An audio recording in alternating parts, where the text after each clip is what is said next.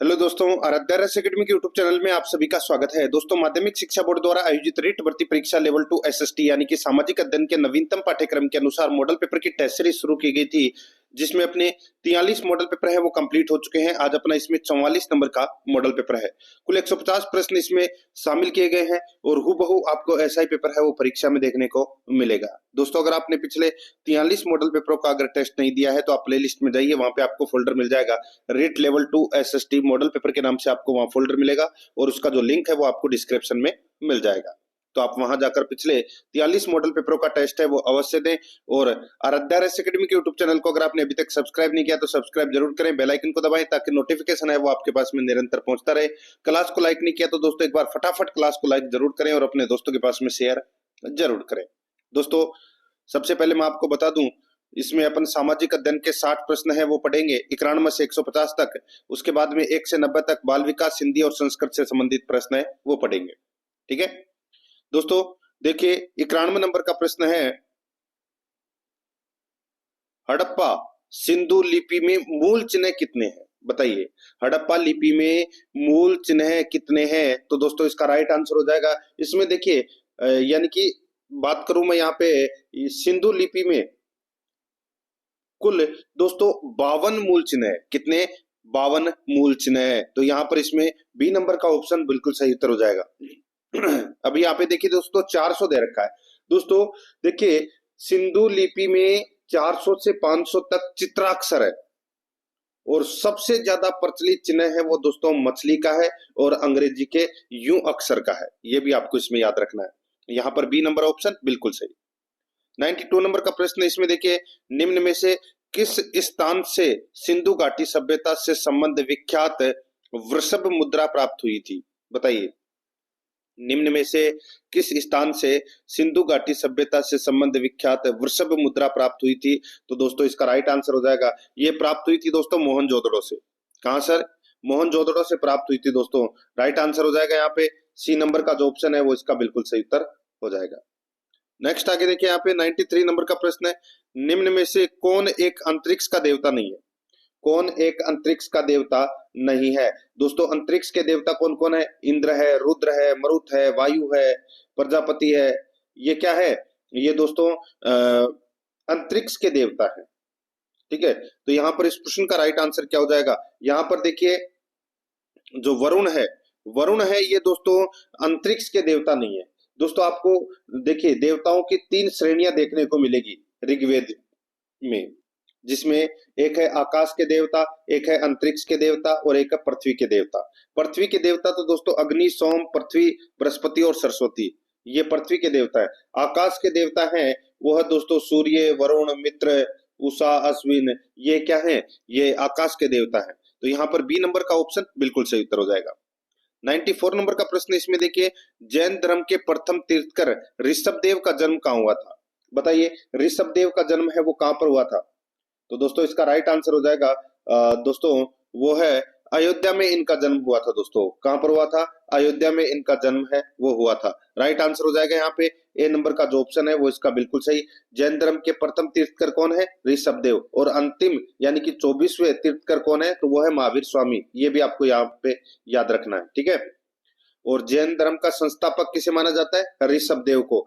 परंतु जैन धर्म का वास्तविक संस्थापक है वो महावीर स्वामी को माना जाता है। ये भी आपको याद रखना है। ए नंबर ऑप्शन बिल्कुल सही, अयोध्या। 5 नंबर का प्रश्न इसमें देखिए, जैन धर्म के 3 सिद्धांत कहे जाते हैं। जैन धर्म के 3 सिद्धांत कहे जाते हैं। तो दोस्तों इसका राइट आंसर हो जाएगा वो है दोस्तों त्रिरत्न कहे जाते हैं, त्रिरत्न। ठीक है, तो यहाँ पर ए नंबर का जो ऑप्शन है वो इसका बिल्कुल सही उत्तर हो जाएगा। सम्यक दर्शन, सम्यक ज्ञान और सम्यक चरित्र। ठीक है, ये 3 दर्शन है दोस्तों। यहाँ पर ए नंबर का ऑप्शन बिल्कुल सही।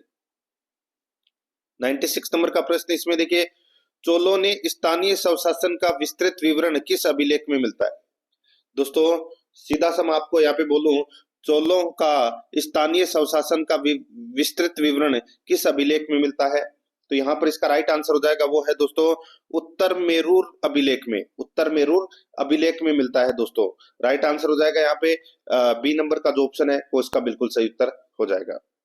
नेक्स्ट आगे देखिए, यहाँ पे 97 नंबर का प्रश्न है, निम्न में से किस यूनानी लेखक ने चंद्रगुप्त की सेना को डाकुओं का गिरोह कहा है? निम्न में से किस यूनानी लेखक ने चंद्रगुप्त की सेना को डाकुओं का गिरोह कहा है? तो दोस्तों इसका राइट आंसर हो जाएगा वो है जस्टिन। जस्टिन ये एक यूनानी लेखक है, इसने चंद्रगुप्त की सेना को डाकुओं का गिरोह कहा। तो यहाँ पर इसमें ए नंबर का जो ऑप्शन है वो इसका बिल्कुल सही उत्तर इसमें हो जाएगा, याद रखना।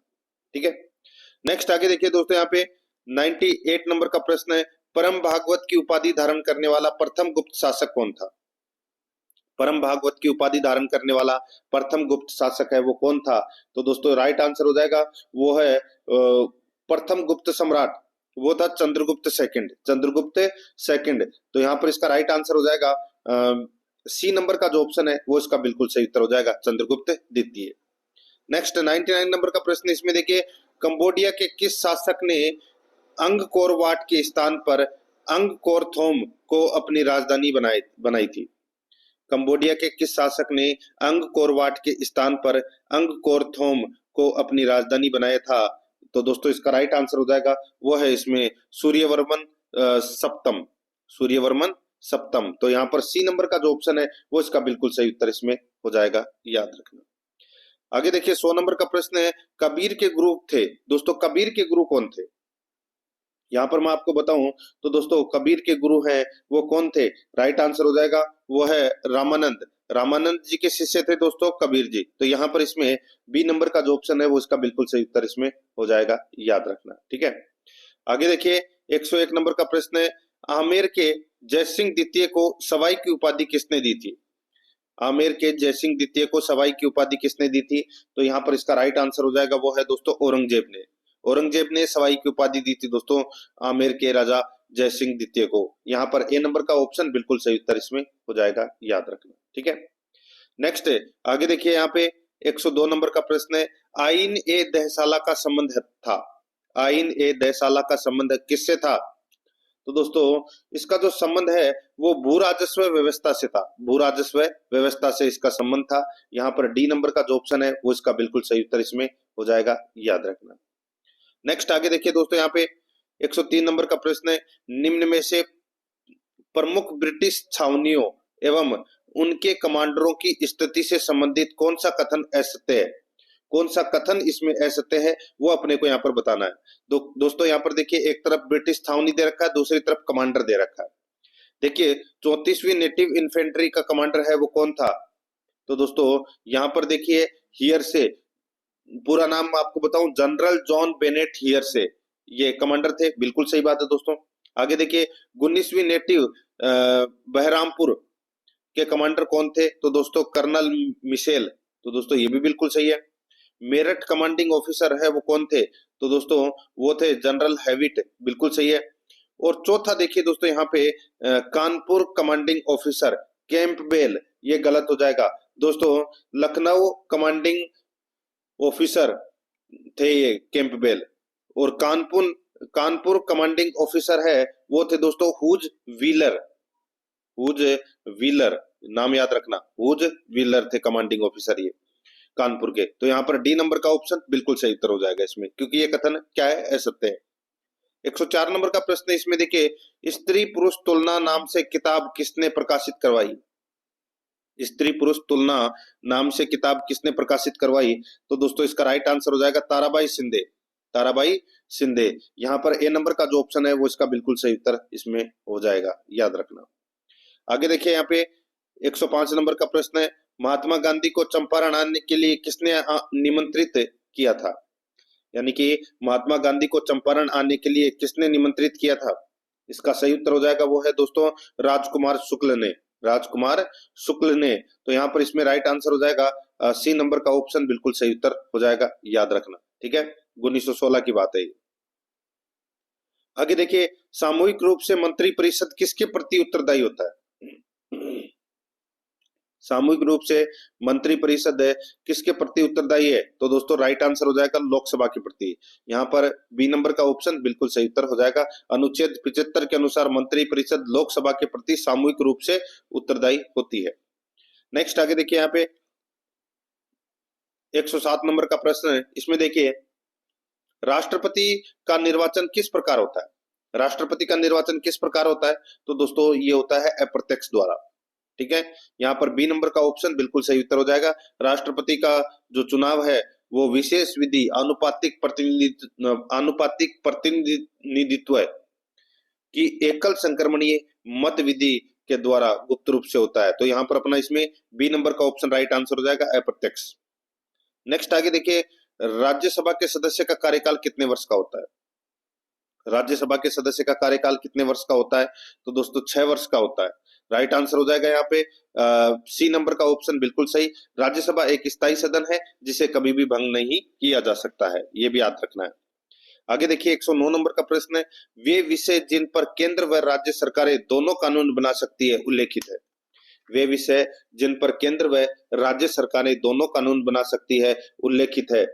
तो यहाँ पर इसका जो राइट आंसर हो जाएगा वो है दोस्तों इसमें समवर्ती सूची में। तो यहाँ पर सी नंबर का जो ऑप्शन है वो इसका बिल्कुल सही उत्तर हो जाएगा, समवर्ती सूची में। ठीक है, केंद्र और राज्य दोनों कानून बना सकती है, सी नंबर का जो ऑप्शन है वो बिल्कुल सही। नेक्स्ट आगे देखिए यहाँ पे 110 नंबर का प्रश्न है, भारत में जेंडर बजट की शुरुआत कब हुई? भारत में जेंडर बजट की जो शुरुआत है वो कब हुई? तो दोस्तों ये 2005 में इसकी शुरुआत हुई थी, 2005 में। यहाँ पर ए नंबर का ऑप्शन बिल्कुल सही उत्तर हो जाएगा। 111 नंबर का प्रश्न है, इसमें देखिए सुकन्या समृद्धि योजना का उद्देश्य क्या है? सुकन्या समृद्धि योजना का उद्देश्य क्या है?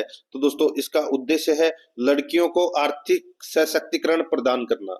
लड़कियों को आर्थिक सशक्तिकरण प्रदान करना, ये सुकन्या समृद्धि योजना का उद्देश्य है। यहाँ पर ए नंबर का जो ऑप्शन है वो इसका बिल्कुल सही उत्तर इसमें हो जाएगा। 112 नंबर का प्रश्न, इसमें देखिए निम्नलिखित में से कौन सा एक मौलिक कर्तव्य नहीं है? कौन सा एक मौलिक कर्तव्य नहीं है वो अपने को यहाँ पर बताना है। मौलिक कर्तव्य की बात कर रहा हूं मैं यहाँ पे। ठीक है, देखिए राष्ट्रगान का सम्मान करना बिल्कुल सही है, राष्ट्रीय संपत्ति का बचाव करना ये भी बिल्कुल सही है, राष्ट्रीय महत्व के स्थानों और स्मारकों की रक्षा करना ये दोस्तों मौलिक कर्तव्य नहीं है, प्राकृतिक वातावरण का संरक्षण और सुधार करना ये मौलिक कर्तव्य है। तो यहाँ पर सी नंबर का जो ऑप्शन है वो इसका बिल्कुल सही उत्तर इसमें हो जाएगा। 113 नंबर का प्रश्न, इसमें देखिए निम्नलिखित में से किसको संविधान द्वारा मौलिक अधिकारों को लागू करने की शक्ति दी गई है? निम्नलिखित में से किसको संविधान द्वारा मौलिक अधिकारों को लागू करने की शक्ति दी गई है? तो इस प्रश्न का जो राइट आंसर हो जाएगा वो है दोस्तों सर्वोच्च न्यायालय एवं उच्च न्यायालय को। सर्वोच्च न्यायालय एवं उच्च न्यायालय को मौलिक अधिकार को लागू करने की शक्ति है वो दी गई है। डी नंबर का जो ऑप्शन है वो इसका बिल्कुल सही उत्तर हो जाएगा। आगे देखिए कान्हा राष्ट्रीय उद्यान किस राज्य में स्थित है? कान्हा राष्ट्रीय उद्यान कौन से राज्य में स्थित है? तो दोस्तों ये मध्य प्रदेश में है कान्हा राष्ट्रीय उद्यान। यहाँ पर ए नंबर का जो ऑप्शन है वो इसका बिल्कुल सही उत्तर हो जाएगा, मध्य प्रदेश में है दोस्तों ये कान्हा राष्ट्रीय उद्यान। ठीक है, आगे देखिए यहाँ पे 115 नंबर का प्रश्न है, समुद्र तल से 5000 से 1370 मीटर की ऊंचाई वाले पश्चिमी घाट के पश्चिमी भाग पर पाए जाते हैं। समुद्र तल से 5000 से 1370 मीटर की ऊंचाई वाले पश्चिमी घाट के पश्चिमी भाग पर पाए जाते हैं। तो कौन से वन पाए जाते हैं? दोस्तों इसका राइट आंसर हो जाएगा वो है उष्णकटिबंधीय आर्द्र सदाबहार वन। यहाँ पर डी नंबर का ऑप्शन बिल्कुल सही उत्तर इसमें हो जाएगा। आगे देखिए दोस्तों यहाँ पे 116 नंबर का प्रश्न है, निम्नलिखित में से कौन से कथन भारत के प्रायद्वीपीय पठार के लिए सही है? कौन से कथन भारत के प्रायद्वीपीय पठार के लिए सही है? नीचे दिए गए कोटों में से सही उत्तर को अपने को क्या करना है? चुनना है। दोस्तों अब इसमें देखिए इसमें बहुत प्रकार के धात्विक खनिज पाए जाते हैं। इसमें बहुत प्रकार के धात्विक खनिज हैं वो पाए जाते हैं दोस्तों। और देखिए इसके उत्तरी किनारे रचनात्मक प्लेट किनारे हैं। इसके उत्तरी पश्चिमी भाग उपजाऊ काली मिट्टी से घिरे हैं। और देखिए इस भाग में केवल 2 सदा वाहिनी नदियां हैं। तो दोस्तों इस प्रश्न का जो राइट आंसर हो जाएगा, अपने को कूट भाषा में उत्तर देना है, अपने को बताना है कि कौन कौन से कथन है वो दोस्तों इसमें सही है। तो यहाँ पर देखिए बात हो रही है प्रायद्वीपीय पठार की, तो इसमें बहुत प्रकार के खनिज है पाए जाते हैं, बिल्कुल सही है। और ये उत्तरी पश्चिमी भाग उपजाऊ काली मिट्टी से घिरे हैं, तो दोस्तों ये भी बिल्कुल सही है। तो ये इस भाग में केवल 2 सदावाहिनी नदियां हैं, तो इसमें 2 और 4 हैं वो क्या है? गलत है। ठीक है, तो यहाँ पर दोस्तों इसका राइट आंसर क्या हो जाएगा? इसका राइट आंसर हो जाएगा दोस्तों देखिए यहाँ पे 1 और 3 इसमें क्या है? बिल्कुल सही है। तो यहाँ पर सी नंबर का जो ऑप्शन है वो इसका बिल्कुल सही उत्तर इसमें हो जाएगा, याद रखना। ठीक है, आगे देखिए दोस्तों, यहाँ पे Tata iron and steel company limited यानी कि टिस्को की स्थापना किस वर्ष हुई थी? दोस्तों टिस्को की जो स्थापना है ये 1907 में जमशेदपुर में की गई थी इसकी स्थापना। ठीक है, बी नंबर का जो ऑप्शन है वो इसका बिल्कुल सही उत्तर इसमें हो जाएगा। आगे देखिए, विद्या प्रवेश कार्यक्रम का उद्देश्य क्या है? विद्या प्रवेश कार्यक्रम का उद्देश्य क्या है? तो दोस्तों इसका उद्देश्य है बिना प्री स्कूल शिक्षा वाले ग्रेड 1 के छात्रों के लिए खेल आधारित शिक्षा। बिना प्री स्कूल शिक्षा वाले ग्रेड ए के छात्रों के लिए खेल आधारित शिक्षा, ये विद्या प्रवेश कार्यक्रम का उद्देश्य है। तो यहाँ पर बी नंबर का जो ऑप्शन है वो इसका बिल्कुल सही उत्तर हो जाएगा। आगे देखिए, 119 नंबर का प्रश्न है, धात्विक खनिज नहीं है। धात्विक खनिज नहीं है तो कौन सा धात्विक खनिज नहीं है? तो देखिए यहाँ पे मैं आपको बताऊं, लोहा, कोबाल्ट और मैग्नीज, ये तीनों दोस्तों धात्विक खनिज की श्रेणी में आते हैं, और अभ्रक है ये अधात्विक खनिज है। तो यहाँ पर अपना इसमें राइट आंसर क्या हो जाएगा? डी नंबर का ऑप्शन बिल्कुल सही उत्तर इसमें राइट आंसर हो जाएगा। ठीक है, यानी कि अधात्विक खनिज कौन से होते हैं? जो धातु से प्राप्त नहीं की जा सकते, वो होते हैं अधात्विक। तो यहाँ पे अभ्रक इसका राइट आंसर। आगे देखिए, निम्नलिखित में वह राज्य कौन सा है जो गेहूं की खेती नहीं करता है? बताइए, निम्नलिखित में से वह राज्य कौन सा है जो गेहूं की खेती नहीं करता है? तो यहाँ पर इसका राइट आंसर हो जाएगा वो है तमिलनाडु। यहाँ पर बी नंबर का जो ऑप्शन है वो इसका बिल्कुल सही उत्तर हो जाएगा। तमिलनाडु वह राज्य है जो गेहूं की खेती नहीं करता है। ठीक है, ये आपको इसमें याद रखना है। तो इस प्रश्न का जो राइट आंसर हो जाएगा दोस्तों बी नंबर का ऑप्शन बिल्कुल सही। नेक्स्ट आगे देखिए, 121 नंबर का प्रश्न है, निम्नलिखित में से कौन पी भूकंपीय तरंगों की छाया कटिबंध को प्रदर्शित करता है? निम्नलिखित में से कौन पी भूकंपीय तरंगों की छाया कटिबंध को प्रदर्शित करता है? तो दोस्तों इसका राइट आंसर हो जाएगा वो है 105 डिग्री से 145 डिग्री। 105 डिग्री से 145 डिग्री। यहाँ पर सी नंबर का जो ऑप्शन है वो इसका बिल्कुल सही उत्तर इसमें हो जाएगा। आगे देखिए, 122 नंबर का प्रश्न है, फोकलैंड धारा किस महासागर में चलती है? फोकलैंड धारा किस महासागर में चलती है? तो दोस्तों ये अटलांटिक महासागर में चलती है दोस्तों, ये फोकलैंड धारा। तो यहाँ पर अपना इसमें राइट आंसर क्या हो जाएगा? सी नंबर का ऑप्शन बिल्कुल सही, अटलांटिक महासागर में ये चलती है। 123 नंबर का प्रश्न इसमें देखिए, पृथ्वी एवं सूर्य के मध्य की सर्वाधिक एवं सबसे कम दूरी की अवस्थाएं कहलाती है। पृथ्वी एवं सूर्य के मध्य की सर्वाधिक एवं सबसे कम दूरी की अवस्थाएं क्या कहलाती है? तो दोस्तों वो कहलाती है अपसौर और उपसौर। अपसौर और उपसौर। अपसौर होता है दोस्तों, देखिए 4 जुलाई के दिन पृथ्वी और सूर्य के बीच अधिकतम दूरी होती है। ठीक है, तो ये अपसौर। और दोस्तों जो उपसौर है यानी कि पृथ्वी एवं सूर्य के मध्य की सर्वाधिक दूरी को दोस्तों अपसौर बोलते हैं, और सबसे कम दूरी की अवस्था को उपसौर बोलते हैं। तो यहाँ पर अपना इसमें राइट आंसर क्या हो जाएगा? वो है डी नंबर का जो ऑप्शन है वो इसका बिल्कुल सही उत्तर इसमें हो जाएगा। ज्यादा दूरी को अपसौर बोलते हैं और कम दूरी को उपसौर बोलते हैं। ठीक है, डी नंबर ऑप्शन सही। आगे देखिए, पश्चिम बंगाल में होने वाली मानसून पूर्व वर्षा को क्या कहते हैं? बहुत ही अच्छा प्रश्न है। पश्चिम बंगाल में मानसून पूर्व वर्षा को क्या कहते हैं? तो दोस्तों उसको बोलते हैं काल बैसाखी बोलते हैं। क्या बोलते हैं? काल बैसाखी। तो यहाँ पर बी नंबर ऑप्शन बिल्कुल सही उत्तर इसमें हो जाएगा। दोस्तों आप प्ले लिस्ट में जाओगे तो वहां पे आपको अलग अलग फोल्डर मिल जाएंगे रिट एसएसटी के नाम से, जैसे कि रिट एसएसटी भारतीय इतिहास, रिट एसएसटी विश्व का भूगोल, रिट एसएसटी राजस्थान इतिहास, रिट एसएसटी राजस्थान कला संस्कृति, रिट एसएसटी राजस्थान भूगोल। इस नाम से आपको अलग अलग फोल्डर देखने को मिल जाएंगे। ठीक है, जैसे कि रिट एसएसटी पॉलिटिकल साइंस। तो वहां पर आपको सिलेबस के अकॉर्डिंग है वो ऑब्जेक्टिव क्लास देखने को मिलेगी, और ज्यादा से ज्यादा सुनने की कोशिश करना है क्योंकि सुनने से ज्यादा याद होता है।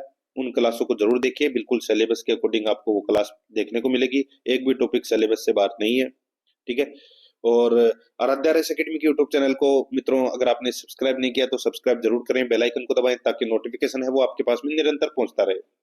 क्लास को लाइक नहीं किया तो एक बार सभी के सभी मित्र हैं वो फटाफट क्लास को लाइक जरूर करें, और अपने दोस्तों के पास में व्हाट्सएप, फेसबुक, इन जगहों पर दोस्तों शेयर जरूर करें अपने मित्रों के पास में जो तैयारी रियल में कर रहे हैं। देखिए यहाँ पर 125 नंबर का प्रश्न है, इसमें थोड़ा सा मैं आपको और बता देता हूँ। देखिए पश्चिम बंगाल में मानसून पूर्व वर्षा को क्या कहते हैं? काल बैसाखी बोलते हैं। क्या बोलते हैं? काल बैसाखी। और एक है दोस्तों बारदोली चिड़ा। दोस्तों असम में भी जो मानसून पूर्व वर्षा होती है उनको बारदोली चिड़ा के नाम से जानते हैं। ठीक है, ये आपको इसमें याद रखना है। काल बैसाखी बोलते हैं दोस्तों कहां पर? पश्चिम बंगाल में। तो यहाँ पर बी नंबर ऑप्शन बिल्कुल सही। 125 नंबर का प्रश्न इसमें देखिए, ग्रहों के बारे में निम्न में से क्या सत्य है? ग्रहों के बारे में निम्न में से क्या सत्य है? तो क्या सत्य है? तो दोस्तों ये अप्रकाशमान होते हुए भी चमकते हैं, ये अप्रकाशमान होते हुए भी चमकते हैं। तो ये कथन है वो दोस्तों क्या है? सत्य है। तो यहाँ पर बी नंबर का जो ऑप्शन है वो इसका बिल्कुल सही उत्तर इसमें हो जाएगा। 126 नंबर का प्रश्न इसमें देखिए, सरकार की आंख कान तथा बाहों की भांति जिले में कौन कार्य करता है? सरकार की आंख कान तथा बाहों की भांति जिले में कौन कार्य करता है? तो दोस्तों इसका राइट आंसर हो जाएगा वो है जिलाधीश। यहाँ पर ए नंबर का जो ऑप्शन है वो इसका बिल्कुल सही उत्तर हो जाएगा जिलाधीश। ए नंबर ऑप्शन बिल्कुल सही। आगे देखिए दोस्तों, यहाँ पे राजस्थान की किस बोली पर मराठा भाषा का प्रभाव है? मराठा भाषा का प्रभाव दोस्तों कौन सी बोली पर है? तो दोस्तों राइट आंसर हो जाएगा मालवी बोली पर। मालवी बोली पर दोस्तों मराठा भाषा का प्रभाव है वो बहुत देखने को मिलता है। ठीक है, ये आपको इसमें याद रखना है। आगे देखिए दोस्तों, यहाँ पे टेराकोटा मूर्तियां निम्नलिखित में से किससे बनाई जाती है? बताइए दोस्तों, टेराकोटा मूर्तियां निम्नलिखित में से किससे बनाई जाती है? तो दोस्तों ये बनाई जाती है सिरेमिक जैसी मिट्टी से, सिरेमिक जैसी मिट्टी से। तो यहाँ पर ए नंबर का जो ऑप्शन है वो इसका बिल्कुल सही उत्तर हो जाएगा। 129 नंबर का प्रश्न है, अंतर्राष्ट्रीय स्तर पर ख्याति प्राप्त जानकीलाल भांड का संबंध किस लोक नाट्य से है? अंतर्राष्ट्रीय स्तर पर ख्याति प्राप्त जानकीलाल भांड का संबंध किस लोक नाट्य से है? तो यहाँ पर इसका राइट आंसर हो जाएगा वो है स्वांग। यहाँ पर बी नंबर का जो ऑप्शन है वो इसका बिल्कुल सही उत्तर हो जाएगा। लोकनाट्य में स्वांग की एक परंपरा है। ठीक है, जिसमें आप सभी को पता ही होगा देवी देवताओं की तरह मेकअप करना। ठीक है, तो ये होता है स्वांग के अंदर। बी नंबर ऑप्शन बिल्कुल सही। 130 नंबर का प्रश्न इसमें देखिए, वैष्णव धर्म निम्नलिखित संप्रदायों में से राजस्थान में सबसे कम लोकप्रिय कौन सा संप्रदाय है? सबसे कम लोकप्रिय संप्रदाय कौन सा है वैष्णव धर्म के संप्रदायों में से? तो वो है दोस्तों चैतन्य। तो यहाँ पर इसमें चैतन्य संप्रदाय। तो यहाँ पर इसका राइट आंसर ए नंबर का ऑप्शन बिल्कुल सही उत्तर इसमें हो जाएगा। ये आपको इसमें याद रखना है। ठीक है, चैतन्य संप्रदाय। आगे देखिए दोस्तों, यहाँ पे 131 नंबर का प्रश्न है, राजस्थान का एकीकरण कितने चरणों में पूरा हुआ था? दोस्तों राजस्थान का एकीकरण है वो कितने चरणों में पूरा हुआ था? ये तो सभी को पता होगा दोस्तों। कितने 7 चरणों में पूरा हुआ था। यहाँ पर डी नंबर का जो ऑप्शन है वो इसका बिल्कुल सही उत्तर इसमें हो जाएगा। ठीक है, नेक्स्ट आगे देखिए, राजस्थान में लठमार होली कहाँ खेली जाती है? राजस्थान में लठमार होली कहाँ पर खेली जाती है? दोस्तों ये होली है, ये आप सभी को पता है होली का त्योहार है वो फाल्गुन पूर्णिमा को मनाया जाता है। और ये श्री महावीर जी की जो होली है, ठीक है, श्री महावीर जी के यहाँ दोस्तों लठमार होली है वो खेली जाती है। ए नंबर का जो ऑप्शन है वो इसका बिल्कुल सही उत्तर इसमें हो जाएगा। ये आपको इसमें याद रखना है। ठीक है, और बिनाय में कोडामार होली है वो खेली जाती है, ये भी आपको याद रखना है। आगे देखिए दोस्तों, यहाँ पे 133 नंबर का प्रश्न है, नानक भील व देवलाल गुर्जर का संबंध निम्नलिखित में से किससे था? नानक भील व देवलाल गुर्जर का संबंध निम्नलिखित में से किससे था? तो यहाँ पर इसका जो राइट आंसर हो जाएगा ये था दोस्तों किससे? तो ये था बूंदी किसान आंदोलन से। तो यहाँ पर ए नंबर का जो ऑप्शन है वो इसका बिल्कुल सही उत्तर हो जाएगा, बूंदी किसान आंदोलन से। ये शहीद हुए थे दोस्तों नानक भील व देवलाल गुर्जर। अगर ऑप्शन में देवलाल गुर्जर आ जाए और नानक भील नहीं आए तो भी आपको बूंदी किसान आंदोलन करना है। ठीक है, ए नंबर ऑप्शन बिल्कुल सही। आगे देखिए, पद्मिनी किस शासक की पत्नी थी? पद्मिनी किस शासक की पत्नी थी? तो दोस्तों इसका राइट आंसर हो जाएगा वो है रतन सिंह की पत्नी थी दोस्तों ये। ठीक है, चित्तौड़ की रानी थी। राइट आंसर हो जाएगा यहाँ पे बी नंबर का ऑप्शन बिल्कुल सही। आगे देखिए, राजस्थान में सीता माता अभ्यारण्य प्रसिद्ध है। राजस्थान में सीता माता अभ्यारण्य प्रसिद्ध है। तो दोस्तों ये सीता माता अभ्यारण्य है ये उड़न गिलहरी के लिए प्रसिद्ध है दोस्तों। बी नंबर का जो ऑप्शन है वो इसका बिल्कुल सही उत्तर हो जाएगा, उड़न गिलहरी के लिए। आगे देखिए दोस्तों, यहाँ पे निम्नांकित वन श्रेणियों में से राजस्थान में किसके अंतर्गत सर्वाधिक प्रतिशत क्षेत्र आवर्त है? वन श्रेणियों में से राजस्थान में किसके अंतर्गत सर्वाधिक प्रतिशत क्षेत्र आवर्त है? तो दोस्तों यहाँ पर मैं आपको बताऊं तो वो है संरक्षित वन। दोस्तों संरक्षित वन ये कितने प्रतिशत भूभाग पर है? तो दोस्तों ये 56.51% भूभाग पर है ये, ठीक है। दोस्तों राजस्थान में राजस्थान के वनों को 3 भागों में विभक्त किया गया है। एक है आरक्षित वन। आरक्षित वन है ये दोस्तों कितने प्रतिशत पर है? तो ये 36.99% पर, ठीक है। संरक्षित वन है 56.51% पर, और अवर्गीकृत वन है ये है दोस्तों 6.50% पर। ये आपको विशेष तौर पर है वो याद रखना है। यहाँ पर इस प्रश्न का राइट आंसर क्या हो जाएगा? डी नंबर ऑप्शन बिल्कुल सही उत्तर हो जाएगा। आगे देखिए 2011 में राजस्थान के कौन से जिलों में 500 से अधिक जनसंख्या घनत्व है? 500 से अधिक जनसंख्या घनत्व है वो दोस्तों सिर्फ 2 ही जिलों में है दोस्तों। एक तो जयपुर और एक है भरतपुर। जयपुर और भरतपुर में 500 से अधिक जनसंख्या घनत्व है। ये 2 ही जिले हैं मात्र ऐसे दोस्तों। जयपुर का घनत्व है वो कितना है? 595 व्यक्ति प्रति वर्ग किलोमीटर में निवास करते हैं, और भरतपुर में है दोस्तों 503 व्यक्ति प्रति वर्ग किलोमीटर में निवास करते हैं। तो यहाँ पर सी नंबर का जो ऑप्शन है वो इसका बिल्कुल सही उत्तर हो जाएगा। उसके बाद में दोस्तों दौसा का है 476, ठीक है। आगे देखिए रिको द्वारा 4 एग्रो फूड पार्क विकसित किए गए हैं। रिको द्वारा 4 एग्रो फूड पार्क विकसित किए गए हैं। तो दोस्तों एक तो कोटा में, एक जोधपुर में, एक गंगानगर में और एक अलवर में। तो यहाँ पर इसका राइट आंसर क्या हो जाएगा? वो है दोस्तों सी नंबर का जो ऑप्शन है वो इसका राइट आंसर हो जाएगा। जोधपुर, कोटा, अलवर, श्री गंगानगर में। सी नंबर का ऑप्शन बिल्कुल सही। आगे देखिए 1973 में रावत भाटा में राजस्थान अणु शक्ति परियोजना की स्थापना किस देश के सहयोग से हुई? 1973 में रावत भाटा में राजस्थान अणु शक्ति परियोजना की स्थापना किस देश के सहयोग से हुई? तो ये हुई थी दोस्तों कनाडा के सहयोग से। यहाँ पर डी नंबर का जो ऑप्शन है वो इसका बिल्कुल सही उत्तर इसमें हो जाएगा, कनाडा के सहयोग से। आगे देखिए यहाँ पे 140 नंबर का प्रश्न है, गग्गर का दोआब मैदान जो राजस्थान के हनुमानगढ़ व श्री गंगानगर जिलों में पाया जाता है वह निम्नलिखित किन 2 नीतियों के निक्षेपण से बना है? गग्गर का दोआब मैदान जो राजस्थान के हनुमानगढ़ व श्री गंगानगर जिलों में पाया जाता है वह निम्नलिखित किन 2 नीतियों के निक्षेपण से बना है? तो दोस्तों ये बना है गग्गर और सतलज नदियों द्वारा। गग्गर और सतलज नदियों द्वारा। तो यहाँ पर बी नंबर का जो ऑप्शन है वो इसका बिल्कुल सही उत्तर इसमें हो जाएगा, ठीक है। नेक्स्ट आगे देखिए 141 नंबर का प्रश्न है, निम्न में से कौन सा ज्ञान उद्देश्य का उदाहरण है? ज्ञान उद्देश्य का उदाहरण कौन सा है? तो वो है परिभाषित करना। ये ज्ञान उद्देश्य का उदाहरण है। सी नंबर ऑप्शन बिल्कुल सही। नेक्स्ट 142 नंबर का प्रश्न है, सामाजिक अध्ययन का शिक्षण किया जाता है। सामाजिक अध्ययन का शिक्षण किया जाता है तो दोस्तों ये माध्यमिक स्तर पर किया जाता है। ए नंबर का ऑप्शन बिल्कुल सही, माध्यमिक स्तर पर। नेक्स्ट आगे देखिए निम्नलिखित में से कौन सा अधिगम के लिए एक शिक्षार्थी को प्रेरित करता है?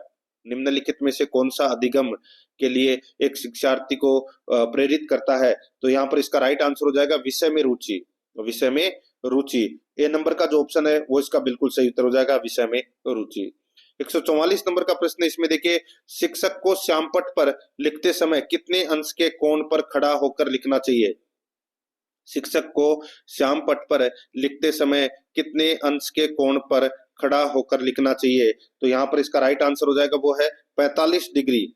45 डिग्री अंश के कोण पर खड़ा होकर लिखना चाहिए। सी नंबर का जो ऑप्शन है वो इसका बिल्कुल सही उत्तर इसमें हो जाएगा। आगे देखिए 145 नंबर का प्रश्न है, समस्या संबंधी प्रयोग करना प्रच्छा पद्धति का कौन सा चरण है? समस्या संबंधी प्रयोग करना प्रच्छा पद्धति का कौन सा चरण है? तो दोस्तों ये चरण है द्वितीय चरण। तो यहाँ पर इसमें बी नंबर का जो ऑप्शन है वो इसका बिल्कुल सही उत्तर हो जाएगा, द्वितीय चरण। 146 नंबर का प्रश्न इसमें देखिए, TLM का अर्थ निम्न में से क्या है? TLM का अर्थ निम्न में से क्या है? तो दोस्तों इसका अर्थ हो जाएगा teaching learning material. Teaching learning material. तो यहाँ पर इसमें राइट आंसर क्या हो जाएगा? सी नंबर ऑप्शन बिल्कुल सही। नेक्स्ट आगे देखिए, सहायक सामग्री का जनक माना जाता है। सहायक सामग्री का जनक है वो किसे माना जाता है? दोस्तों वो माना जाता है फ्रोब्रेल को। फ्रोब्रेल को, ठीक है। यहाँ पर डी नंबर ऑप्शन बिल्कुल सही। 148 नंबर का प्रश्न है, इसमें देखिए निम्न में से कौन सा एक प्रोजेक्ट प्रणाली का दोस्त नहीं है, कौन सा एक प्रोजेक्ट प्रणाली का दोस्त नहीं है पूछा है। तो दोस्तों इसमें देखिए यह प्रणाली बड़े समूह के लिए उपयोगी नहीं है, बिल्कुल सही है। यह प्रणाली में क्रमबद्ध शिक्षण संभव नहीं है, बिल्कुल सही है। इस प्रणाली में शैक्षिक महत्व के प्रोजेक्ट छांटने में बड़ी कठिनाई होती है, बिल्कुल सही है। इस प्रणाली में काम चोरी के अवसर न के बराबर है। तो दोस्तों ये कथन है वो गलत हो जाएगा। यहाँ पर डी नंबर का जो ऑप्शन है वो इसका बिल्कुल सही उत्तर हो जाएगा। ये आपको इसमें याद रखना है, ठीक है। इस प्रणाली में काम चोरी के अवसर अधिक होते हैं, ठीक है। डी नंबर ऑप्शन बिल्कुल सही। आगे देखिए निम्न में से कौन सा मूल्यांकन प्रक्रिया का पद सोपान है, कौन सा मूल्यांकन प्रक्रिया का पद सोपान है। दोस्तों देखिए उद्देश्यों का निर्धारण, मूल्यांकन प्रविधियों का चयन, उद्देश्य प्राप्ति हेतु अध्ययन एवं अध्यापन क्रियाओं का निर्धारण। तो यहाँ पर इसका राइट आंसर हो जाएगा उपरोक्त सभी। डी नंबर का ऑप्शन बिल्कुल सही। 150 नंबर का प्रश्न, इसमें देखिए परिमाणात्मक मूल्यांकन प्रविधि निम्न में से है। परिमाणात्मक मूल्यांकन प्रविधि निम्न में से है। तो यहाँ पर इसका राइट आंसर हो जाएगा वो है लिखित परीक्षा, मौखिक परीक्षा, प्रयोगात्मक परीक्षा। तो यहाँ पर इसका राइट आंसर हो जाएगा उपरोक्त सभी। डी नंबर का ऑप्शन बिल्कुल सही। अब दोस्तों अपन आगे बाल विकास 1 से 30, फिर हिंदी 31 से 60 और फिर संस्कृत के 61 से 90 ये प्रश्न है वो पढ़ेंगे। देखिए पहला प्रश्न है, यहाँ पे देखिए इदम ईगो व सुपर ईगो की आवश्यकता के जन्मदाता कौन है, बताइए दोस्तों। तो दोस्तों इसका राइट आंसर हो जाएगा वो है इसमें फ्रायड। तो यहाँ पर इसमें बी नंबर का ऑप्शन बिल्कुल सही उत्तर हो जाएगा। इसमें भी आपको चेक करना है आपके कितने प्रश्न सही हो रहे हैं। आगे देखिए जॉन बोर्ड्स वाटसन, ठीक है, मनोविज्ञान के किस संप्रदाय से संबंधित है, बताइए दोस्तों। यहाँ पे प्रश्न पूछा गया है दोस्तों, देखिए सीधा सा यहाँ पे ये पूछा गया है कि मनोविज्ञान के किस संप्रदाय से संबंधित हैं, कौन, जॉन बोर्ड्स वाटसन। तो यहाँ पर अपना इसमें राइट आंसर हो जाएगा वो है दोस्तों इसमें ये है व्यवहारवादी के, ठीक है। वाटसन है ये व्यवहारवाद के जनक माने जाते हैं। राइट आंसर हो जाएगा इसमें ए नंबर का जो ऑप्शन है वो इसका बिल्कुल सही उत्तर हो जाएगा। आगे देखिए 3 नंबर का प्रश्न है, लिकर्ट ने अभिवृद्धि मापन का निर्माण कब किया। लिकर्ट ने अभिवृद्धि मापन का निर्माण कब किया, इसका बिल्कुल सही उत्तर हो जाएगा वो है दोस्तों इसमें, बताइए कब। तो ये किया था दोस्तों 1932 ईस्वी में। तो राइट आंसर हो जाएगा सी नंबर का ऑप्शन बिल्कुल सही। आगे देखिए 4 नंबर का प्रश्न है, हरलोक ने किशोरावस्था की कितनी उपधाराओं में विभक्त किया है, बताइए। हरलोक ने किशोरावस्था को कितनी उपधाराओं में विभक्त किया है, इसका राइट आंसर हो जाएगा वो है दोस्तों 3 उपधाराओं में क्या किया है, विभक्त किया है। ए नंबर का जो ऑप्शन है वो इसका बिल्कुल सही। नेक्स्ट आगे देखिए रोस ने बाल विकास की कितनी अवस्थाओं में विभक्त किया है, बताइए। रोस ने बाल विकास की कितनी अवस्थाओं में विभक्त किया है, राइट आंसर हो जाएगा वो है दोस्तों इसमें 4 अवस्थाओं को, ठीक है। 4 अवस्थाओं में बांटा गया है, ठीक है। इसका राइट आंसर हो जाएगा इसमें सी नंबर का जो ऑप्शन है वो इसका बिल्कुल सही उत्तर हो जाएगा इसमें, ठीक है। आगे देखिए 6 नंबर का प्रश्न है, किस अवस्था में मानसिक योग्यता का स्वरूप निश्चित हो जाता है, किस अवस्था में मानसिक योग्यता का स्वरूप निश्चित हो जाता है, इसका राइट आंसर हो जाएगा वो है दोस्तों इसमें किशोरावस्था। यहाँ पर अपना इसमें राइट आंसर हो जाएगा किशोरावस्था। सी नंबर का जो ऑप्शन है वो इसका बिल्कुल सही उत्तर हो जाएगा, ठीक है। आगे देखिए दोस्तों ये किशोरावस्था है ये 13 से 19 वर्ष के मध्य की अवस्था को माना जाता है, ठीक है। यहाँ पर सी नंबर ऑप्शन सही है। आगे देखिए सामान्य बालक संवेगात्मक रूप से होते हैं, सामान्य बालक संवेगात्मक रूप से होते हैं, इसका राइट आंसर हो जाएगा वो है दोस्तों संतुलित होते हैं। यहाँ पर ए नंबर का जो ऑप्शन है वो इसका बिल्कुल सही उत्तर हो जाएगा संतुलित। नेक्स्ट है आगे देखिए बालक का वह गुण जिससे किसी नई वस्तु का निर्माण किया जाता है वह कहलाता है, बालक का वह गुण जिससे किसी नई वस्तु का निर्माण किया जाता है वह कहलाता है। इसका राइट आंसर हो जाएगा वो है दोस्तों सृजनात्मकता कहलाता है। यहाँ पर सी नंबर का जो ऑप्शन है वो इसका बिल्कुल सही उत्तर हो जाएगा सृजनात्मकता। आगे देखिए 9 नंबर का प्रश्न है, पूर्ण कारवाद के जन्मदाता है दोस्तों, पूर्ण कारवाद के जन्मदाता है वो कौन है, इसका बिल्कुल सही उत्तर हो जाएगा वो है दोस्तों वृद्धिमान का। यहाँ पर ए नंबर का जो ऑप्शन है वो इसका बिल्कुल सही उत्तर हो जाएगा, ये वृद्धिमान का है, ठीक है। तो यहाँ पर ए नंबर ऑप्शन बिल्कुल सही है। आगे देखिए सीखने में उन्नतिपूर्ण संभव है दोस्तों, सीखने में उन्नतिपूर्ण संभव है? तो दोस्तों ये व्यवहार रूप में संभव है। तो राइट आंसर हो जाएगा इसमें बी नंबर ऑप्शन सही। आगे देखिए, संपूर्ण व्यक्तित्व की पूर्ण संतुलित क्रियाशीलता को मानसिक स्वास्थ्य कहते हैं, कथन किसका है? संपूर्ण व्यक्तित्व की पूर्ण संतुलित क्रियाशीलता को मानसिक स्वास्थ्य कहते हैं, कथन किसका है? तो दोस्तों ये कथन है हेडफील्ड का कथन है दोस्तों। ये सी नंबर का जो ऑप्शन है वो इसका बिल्कुल सही उत्तर हो जाएगा, हेडफील्ड का कथन है। आगे देखिए, दबाव की स्थिति का एक उदाहरण है दोस्तों। दबाव की स्थिति का एक उदाहरण है दोस्तों। दबाव तनाव का एक कारण है, यह सफलता और असफलता के समय उत्पन्न होता है। राइट आंसर हो जाएगा असफलता सफलता, यहाँ पर ए नंबर का ऑप्शन बिल्कुल सही। आगे देखिए, फ्रायड के अनुसार व्यक्तित्व का निर्माण किसके द्वारा हुआ? दोस्तों फ्रायड के अनुसार व्यक्तित्व का निर्माण है वो किसके द्वारा हुआ? इसका राइट आंसर हो जाएगा, देखिए यहाँ पर इड, ईगो, सुपर ईगो। तो राइट आंसर हो जाएगा इसमें डी नंबर का जो ऑप्शन है वो इसका बिल्कुल सही, उपरोक्त सभी। नेक्स्ट आगे देखिए, 14 नंबर का प्रश्न है, अंतर्मुखी बालक होते हैं, अंतर्मुखी बालक होते हैं, इसका राइट आंसर हो जाएगा वो है दोस्तों अंतर्मुखी बालक है ये एकांत में विश्वास रखने वाला होता है दोस्तों। अंतर्मुखी बालक है ये एकांत में विश्वास रखने वाला होता है, बी नंबर का ऑप्शन बिल्कुल सही उत्तर हो जाएगा। 15 नंबर का प्रश्न है, इसमें देखिए हमारे मस्तिष्क का चेतन भाग होता है, हमारे मस्तिष्क का चेतन भाग होता है तो दोस्तों ये होता है 1/10 भाग। ठीक है दोस्तों, इसका राइट आंसर क्या हो जाएगा? ए नंबर का जो ऑप्शन है वो इसका बिल्कुल सही, 1/10 भाग। आगे देखिए, बुद्धि पहचानने तथा सुनने की शक्ति है, यह कथन किसका है?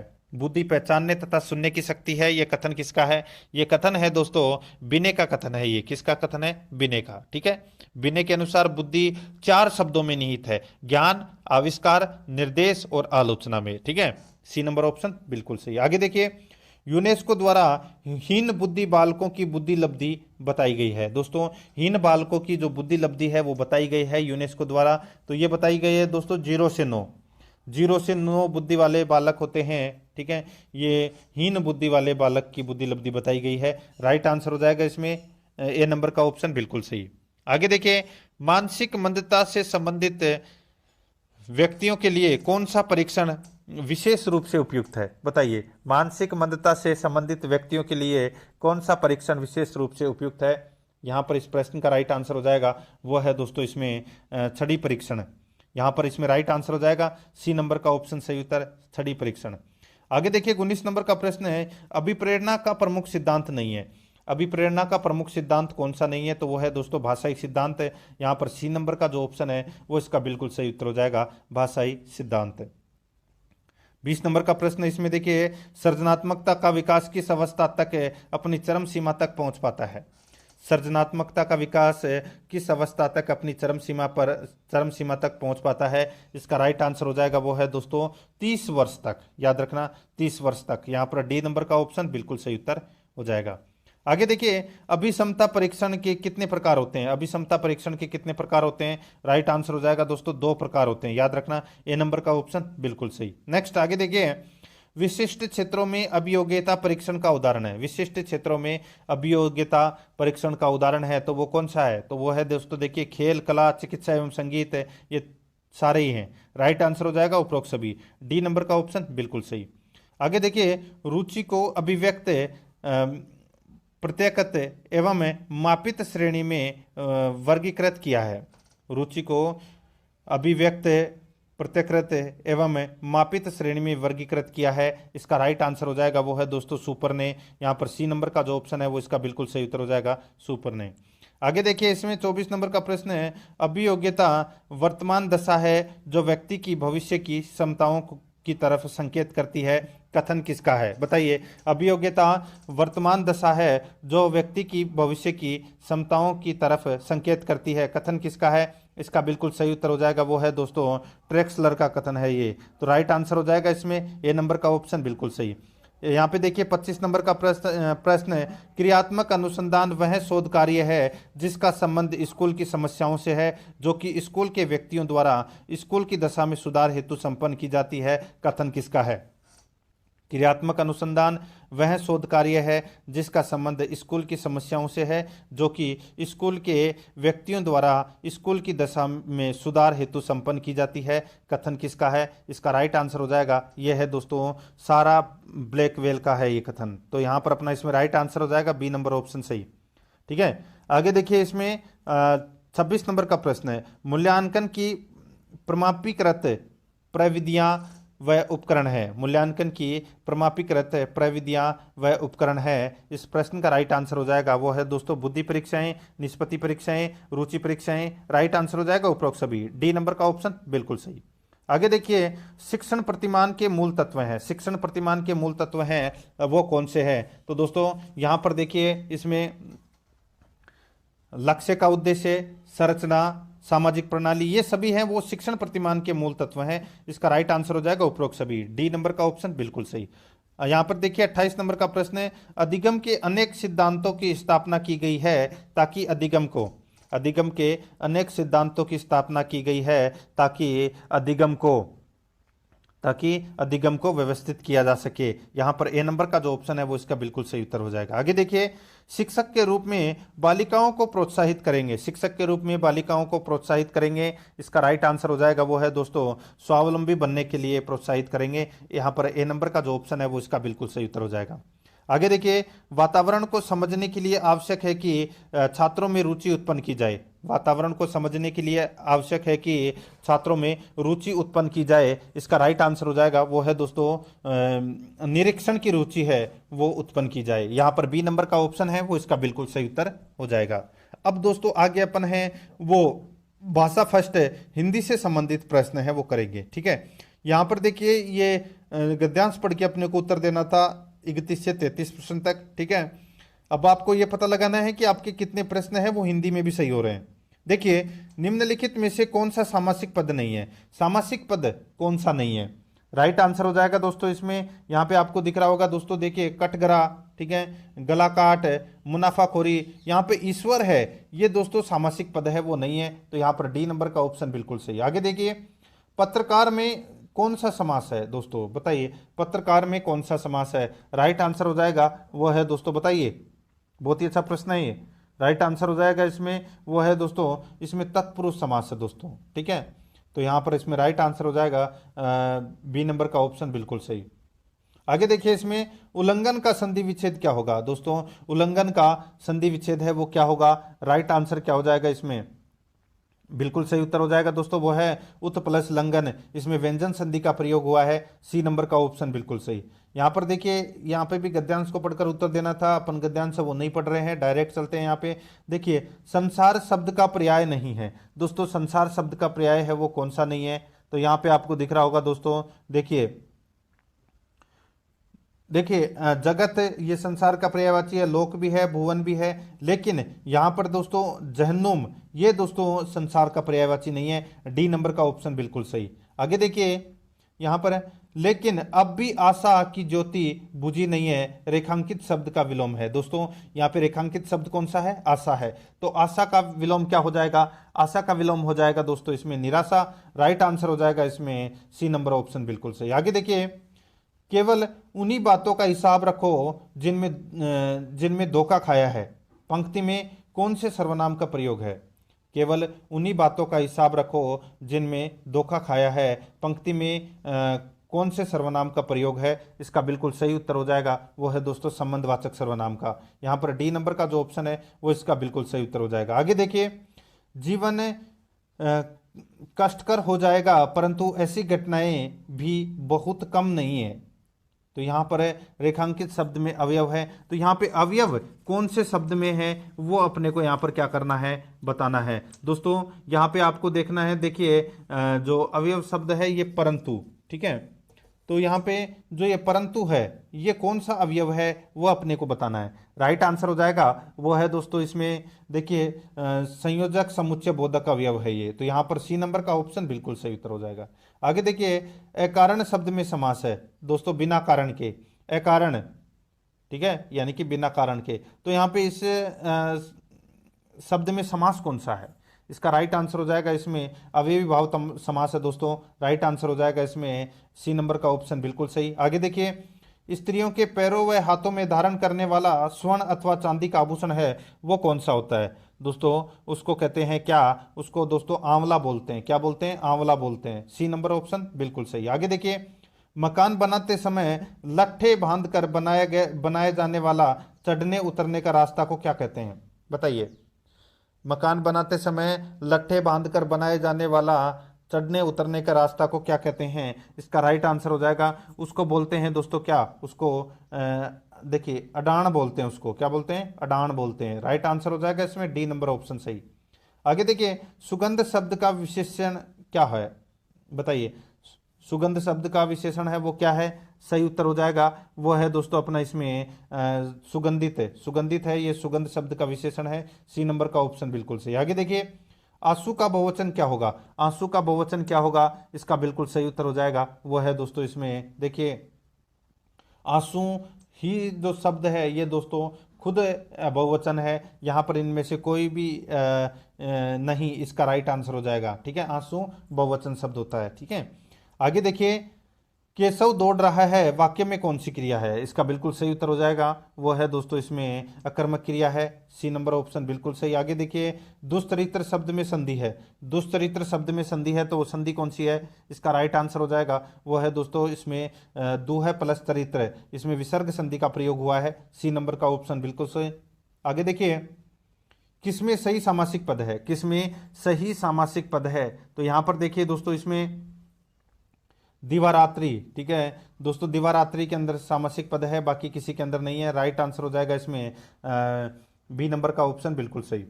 आगे देखिए, इसमें मौखिक भाषा की अंतिम इकाई है। मौखिक भाषा की अंतिम इकाई क्या है? सही उत्तर हो जाएगा वो है दोस्तों इसमें ध्वनि है। ये मौखिक भाषा की अंतिम इकाई है। बी नंबर ऑप्शन बिल्कुल सही। आगे देखिए, आप करनी पार उतरनी। आप करनी पार उतरने का अर्थ क्या होता है? ठीक है, इसका बिल्कुल सही उत्तर हो जाएगा वो है दोस्तों कर्म का फल अवश्य ही मिलता है। तो राइट आंसर हो जाएगा कर्म का फल अवश्य मिलता है। ए नंबर ऑप्शन बिल्कुल सही। 48 नंबर का प्रश्न है, निम्नलिखित में से रूढ़ शब्द है। निम्नलिखित में से रूढ़ शब्द कौन सा है? तो दोस्तों यहाँ पे रूढ़ शब्द है वो है पेड़। यहाँ पर बी नंबर का जो ऑप्शन है वो इसका बिल्कुल सही उत्तर हो जाएगा पेड़। आगे देखिए, 49 नंबर प्रश्न है, निम्न में से क्या व्याकरण शिक्षण की विधि है? निम्न में से क्या व्याकरण शिक्षण की विधि है? इसका राइट आंसर क्या हो जाएगा वो है दोस्तों सिद्धांत विधि, आगमन विधि, प्रत्यक्ष भाषा शिक्षण विधि। तो ये सभी हैं, ये व्याकरण शिक्षण की विधि है। राइट आंसर हो जाएगा उपरोक्त सभी। डी नंबर का ऑप्शन बिल्कुल सही उत्तर हो जाएगा। 50 नंबर का प्रश्न है, इसमें देखिए दोस्तों इसमें क्या पूछा गया है? देखिए, जैसे पूर्व कौन सा उपसर्ग लगाया जाए कि उसका अर्थ विपरीत हो जाए? देखिए, जय के आगे अगर अपन परा उपसर्ग लगाएं तो दोस्तों क्या हो जाएगा? पराजय। तो यहां पर अपना इसमें राइट आंसर हो जाएगा वो है बी नंबर का जो ऑप्शन है वो इसका बिल्कुल सही उत्तर हो जाएगा। ठीक है, आगे देखिए, बोखलाहट में कौन सा प्रत्यय है? बोखलाहट में कौन सा प्रत्यय है? राइट आंसर हो जाएगा आहट। आहट प्रत्यय है दोस्तों इसमें। राइट आंसर ए नंबर का ऑप्शन बिल्कुल सही। ठीक है, आगे देखिए, निम्नलिखित में से कौन सा शब्द चांद का पर्यायवाची नहीं है? बताइए, चांद का पर्यायवाची कौन सा नहीं है? यहां पर देखिए, चांद का पर्यायवाची है वो दोस्तों हिमांशु है, रजनीश है, सोम है, लेकिन अंबु नहीं है। यहां पर ए नंबर का ऑप्शन बिल्कुल सॉरी सी नंबर का ऑप्शन बिल्कुल सही। यहाँ पे देखिए, अर्ध विराम चिन्ह कौन सा है? अर्ध विराम चिन्ह कौन सा है? इसका बिल्कुल सही उत्तर हो जाएगा वो है दोस्तों इसमें कौन सा? तो वो है दोस्तों ये देखिए सी नंबर का जो ऑप्शन है ये इसका बिल्कुल सही उत्तर हो जाएगा। ये अर्ध विराम चिन्ह है, सी नंबर ऑप्शन। आगे देखिए, जो स्त्री सूर्य भी नहीं देख पाती। दोस्तों, जो स्त्री सूर्य भी नहीं देख पाती, वाक्यांश के लिए एक शब्द क्या होगा? सही उत्तर हो जाएगा वो है दोस्तों इसमें देखिए असूर्य पश्मा। राइट आंसर हो जाएगा यहाँ पर बी नंबर का ऑप्शन बिल्कुल सही है। आगे देखिए, प्राचीन व अमनोवैज्ञानिक विधि का उदाहरण है। प्राचीन व अमनोवैज्ञानिक विधि का उदाहरण है तो वो कौन सा है? इसका बिल्कुल सही उत्तर हो जाएगा वो है दोस्तों सूत्र विधि। यहाँ पर सी नंबर का ऑप्शन बिल्कुल सही। आगे देखिए, हिंदी शिक्षण में किस सहायक सामग्री का अधिक महत्व है? हिंदी शिक्षण में किस सहायक सामग्री का अधिक महत्व है? इसका बिल्कुल सही उत्तर हो जाएगा वो है दोस्तों श्यामपट्ट। यहाँ पर डी नंबर का ऑप्शन है वो इसका बिल्कुल सही उत्तर हो जाएगा श्यामपट्ट। आगे देखिए, भाषा शिक्षण के रूप में आपके लिए महत्वपूर्ण है। भाषा शिक्षण के रूप में आपके लिए महत्वपूर्ण है तो दोस्तों वो है बच्चों द्वारा बेझिझक भाषा प्रयोग करवाना। बच्चों द्वारा बेझिझक भाषा प्रयोग करवाना। राइट आंसर इसमें सी नंबर का ऑप्शन बिल्कुल सही। आगे देखिए, प्राथमिक स्तर पर हिंदी भाषा शिक्षण का उद्देश्य नहीं है। प्राथमिक स्तर पर हिंदी भाषा शिक्षण का उद्देश्य नहीं है तो वो कौन सा उद्देश्य नहीं है? इसका राइट आंसर क्या हो जाएगा वो है दोस्तों इसमें देखिए विद्यार्थियों को सस्वर वाचन में सक्षम बनाना, ये उद्देश्य है। विद्यार्थियों को शुद्ध उच्चारण के लिए प्रेरित करना, बिल्कुल सही है। विद्यार्थियों को सुलेख और श्रुतलेख लिखने में सक्षम बनाना, ये भी उद्देश्य है। व्याकरण के नियमों का विशुद्ध ज्ञान देना, ये दोस्तों अपना इसमें राइट आंसर हो जाएगा, डी नंबर का ऑप्शन सही उत्तर है, ये उद्देश्य नहीं है। आगे देखिए 59 नंबर प्रश्न है, भाषा शिक्षण की प्रक्रिया। तो दोस्तों भाषा शिक्षण की प्रक्रिया यहाँ पर देखिए विभिन्न विषयों की कक्षाओं में भी संभव है, तो यहाँ पर ए नंबर का ऑप्शन बिल्कुल सही उत्तर हो जाएगा। 60 नंबर का प्रश्न है, इसमें देखिए पढ़ना कौशल में सर्वाधिक महत्वपूर्ण है, पढ़ना कौशल में सर्वाधिक महत्वपूर्ण है, इसका राइट आंसर क्या हो जाएगा, वो है दोस्तों अर्थ ग्रहण करना। यहाँ पर सी नंबर का जो ऑप्शन है वो इसका बिल्कुल सही उत्तर हो जाएगा, अर्थ ग्रहण करना। अब दोस्तों अपने संस्कृत भाषा के प्रश्न हैं वो यहाँ पर शुरू हो रहे हैं, ठीक है। मुझे संस्कृत कम आती है तो आप स्क्रीन के ऊपर ज़्यादा ध्यान देना है और खुद भी पढ़ने की कोशिश करना है, ठीक है। देखिए 61 नंबर प्रश्न है, ठीक है। देखिए क्रुद्धत पदे प्रत्यय वर्तते, बताइए इसमें प्रत्यय कौन सा है, राइट आंसर कौन सा हो जाएगा, वो है दोस्तों अपना इसमें कत प्रत्यय है दोस्तों, राइट आंसर हो जाएगा सी नंबर ऑप्शन सही। आगे देखिए तस्मै पदस्य प्रकृति वर्तते, बताइए तस्मै पदस्य प्रकृति है वर्तते, राइट आंसर हो जाएगा इसमें, वो है इसमें कौन सा, तो वो है दोस्तों तत्, तो यहाँ पर बी नंबर का ऑप्शन बिल्कुल सही उत्तर हो जाएगा। आगे देखिए देही इत्यत्र लकारम वर्तते, बताइए देही इत्यत्र लकारम वर्तते, राइट आंसर हो जाएगा इसमें कौन सा, तो वो है लोट लकार, ठीक है। तो राइट आंसर इसमें बी नंबर का ऑप्शन सही। आगे देखिए एकमेव पद संधि वर्तते, बताइए एकमेव में कौन सी संधि है, इसका बिल्कुल सही उत्तर हो जाएगा, वो है दोस्तों गुण संधि है, यहाँ पर ए नंबर का ऑप्शन बिल्कुल सही। आगे देखिए भिक्षा पात्रम पदस्य समास विग्रह भवति, राइट आंसर क्या हो जाएगा, वो है दोस्तों इसमें भिक्षा है पात्रम, ये इसका सही समास विग्रह हो जाएगा, सी नंबर का ऑप्शन बिल्कुल सही। देखिए यहाँ पे पद्यांश को पढ़कर अपने को क्या करना है, उत्तर देना है, ठीक है। यहाँ पे देखिए पृथ्व्याम त्रीणि रत्नानि जलमग्नम सुभाषितम मूढ़े पाषाण खंडेशु रत्न संज्ञा विधीयते, ठीक है। ये देखिए ये पद्यांश था, ठीक है। अब देखिए इसमें 66 नंबर का प्रश्न है त्रीणि रत्नानि कुत्र सन्ति, त्रीणि रत्नानि कुत्र सन्ति, इसका बिल्कुल सही उत्तर हो जाएगा, वो है दोस्तों पृथ्व्याम, तो यहाँ पर बी नंबर का ऑप्शन बिल्कुल सही। आगे देखिए सर्वकेन धार्यते, सर्वकेन धार्यते, राइट आंसर क्या हो जाएगा, वो है दोस्तों अपना इसमें सत्येन, यहाँ पर ए नंबर का ऑप्शन बिल्कुल सही। आगे देखिए सुभाषित पदे समासः वर्तते, बताइए सुभाषित पद में कौन सा समास है, राइट आंसर हो जाएगा इसमें, वो है दोस्तों प्रादि तत्पुरुष, यहाँ पर बी नंबर का ऑप्शन बिल्कुल सही। आगे देखिए वायुश्च पदे संधि वर्तते, इसका राइट आंसर क्या हो जाएगा, वो है दोस्तों विसर्ग है, यहाँ पर ए नंबर का ऑप्शन बिल्कुल सही उत्तर हो जाएगा। आगे देखिए 70 नंबर का प्रश्न है प्रतिष्ठम पदस्य प्रकृति है प्रत्यय भवति, इसका बिल्कुल सही उत्तर हो जाएगा, वो है दोस्तों इसमें कौन सा, तो इसका बिल्कुल सही उत्तर हो जाएगा, वो है दोस्तों इसमें प्रति प्लस स्ता प्लस कथ, ठीक है। राइट आंसर हो जाएगा इसमें सी नंबर का ऑप्शन बिल्कुल सही। आगे देखिए त्रिमुनि पदे समासः वर्तते, राइट आंसर हो जाएगा इसमें कौन सा, तो वो है दोस्तों अवयवी भाव, यहाँ पर सी नंबर का ऑप्शन बिल्कुल सही। आगे देखिए कु चु टू तू पू इति कथ्यते, तो दोस्तों बताइए ये क्या है, इसका राइट आंसर हो जाएगा ये दोस्तों ये उदित है, ठीक है। राइट आंसर हो जाएगा इसमें उदित व्यंजन है, तो यहाँ पर अपने इसमें राइट आंसर डी नंबर का ऑप्शन बिल्कुल सही। आगे देखिए पाणिनीय शिक्षानुसारेण कति उच्चारण स्थानानि संति, राइट आंसर क्या हो जाएगा इसमें, वो है दोस्तों इसमें 8, यहाँ पर इसमें right answer C number option सही। आगे देखिए दरिद्र को दान देता है इतस्य संस्कृतानुवाद कुरु, तो दोस्तों इसका संस्कृत में अनुवाद करेंगे, क्या हो जाएगा, दरिद्र को दान देता है, बिल्कुल सही उत्तर हो जाएगा, वो है दोस्तों दरिद्र है दान ददाती, तो राइट आंसर हो जाएगा इसमें बी नंबर ऑप्शन सही। आगे देखिए गंगा प्रभवती, तो यहाँ पर खालिस्तान में क्या आएगा, तो दोस्तों इसका राइट आंसर हो जाएगा, वो है अपना इसमें देखिए गंगा हिमालयात प्रभवती, तो यहाँ पर सी नंबर का ऑप्शन बिल्कुल सही। आगे देखिए संस्कृत भाषा अस्ति, दोस्तों संस्कृत भाषा अस्ति, राइट आंसर हो जाएगा सूक्ष्मम जटिलम व्यवहारिकम, तो राइट आंसर हो जाएगा दोस्तों सर्वे, डी नंबर का ऑप्शन बिल्कुल सही, यानी कि सभी। आगे देखिए विश्लेषण विधि कस्य सूत्रोपरि अर्धतोस्ति, बताइए राइट आंसर हो जाएगा इसमें वो है, इसमें कौन सा, तो वो है पूर्णात अंशंप्रति। यहाँ पर सी नंबर का ऑप्शन बिल्कुल सही। आगे देखिए, संस्कृत शिक्षणे आवश्यको अस्ति, सही उत्तर हो जाएगा वो है दोस्तों इसमें अंत्याक्षरी, भाषणम, वाद विवादम।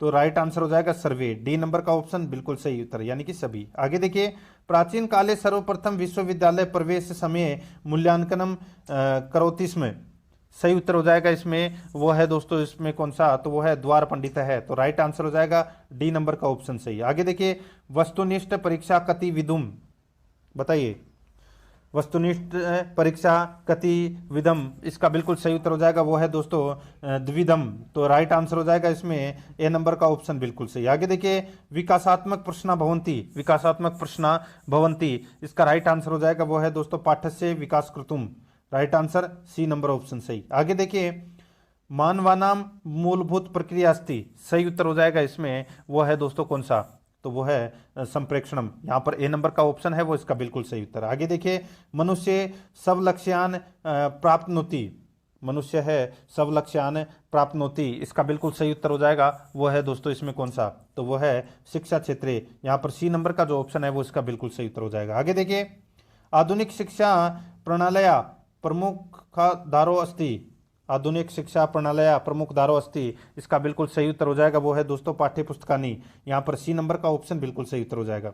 आगे देखिए, अधिगम प्रक्रियायाम महत्वपूर्ण योगदान वर्तते, इसका बिल्कुल सही उत्तर हो जाएगा वो है दोस्तों इसमें दृश्य श्रव्य सामग्रिणा। तो यहाँ पर अपना इसमें ए नंबर का ऑप्शन बिल्कुल सही है। आगे देखिए, उद्देश्य मूल्यांकन विधियों, दोस्तों उद्देश्य मूल्यांकन विधियों, इसका राइट आंसर क्या हो जाएगा वो है अपना इसमें त्रिस्तरीय संक्रियता भवति, यहाँ पर बी नंबर का ऑप्शन बिल्कुल सही उत्तर है। आगे देखिए, विद्यालय किम शिक्षणोकरणम अनिवार्यम भवेत, विद्यालय किम शिक्षणोकरणम अनिवार्यम भवेत, इसका बिल्कुल सही उत्तर हो जाएगा वो है दोस्तों श्याम फलकम, यहाँ पर सी नंबर का ऑप्शन राइट आंसर हो जाएगा। आगे देखिए, शिक्षक है कक्षायाम शिक्षणात् पूर्व उद्देश्यान निर्धारयति एतत् कस्मिन् विधौ भवति, इसका राइट आंसर हो जाएगा वो है दोस्तों अपना इसमें उद्देश्य मूल्यांकन विधौ, यहाँ पर सी नंबर का ऑप्शन बिल्कुल सही। आगे देखिए, ह्यूरिस्टिक विधे उद्देश्यम अस्ति, सही उत्तर हो जाएगा वो है दोस्तों इसमें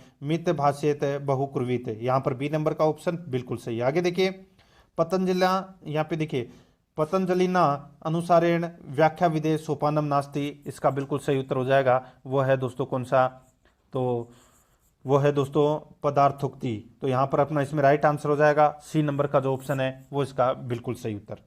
तो दोस्तों इसी के साथ मैंने आपको 44 नंबर का मॉडल पेपर है वो कंप्लीट करवा दिया है।